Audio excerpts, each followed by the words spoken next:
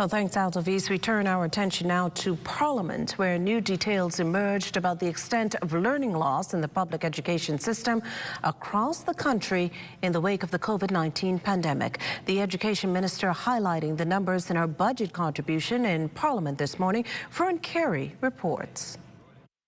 Minister of Education, the Honourable Glenys Hanna-Martin, disclosing in her contribution to debate on the 2023-2024 fiscal budget in the House of Assembly Thursday that school closures and disruptions in the public educational system at the height of the COVID-19 pandemic has resulted in significant learning loss for students across the country. This after thousands of public school students from kindergarten through to grade 12, including special needs students, underwent diagnostic testing in reading and math conducted by the international firm Renaissance Learning Inc. consultancy. The findings of this testing are the cause for significant concern and reveal that the greatest need for urgent intervention is in New Providence, Grand Bahama, Abaco, and Eleuthera. It showed that the testing is telling us that on average, 44% of our students need urgent intervention, according to the data reported. The final results of these national findings will be discussed with all relevant stakeholders in the ensuing weeks.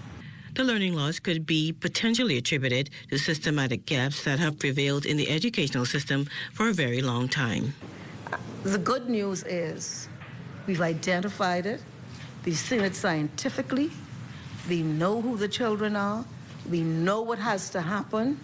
And I think this is the first time we have been able to, with such specificity, identify the vulnerabilities in our educational system through a scientific, universal testing process. Citing the enormity of the learning loss, Hanna-Martin said students will need tailored and sustained support to help them catch up and readjust. The intervention is through Renaissance.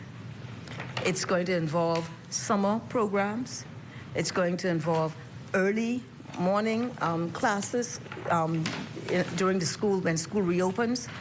It's going to involve remediation at home.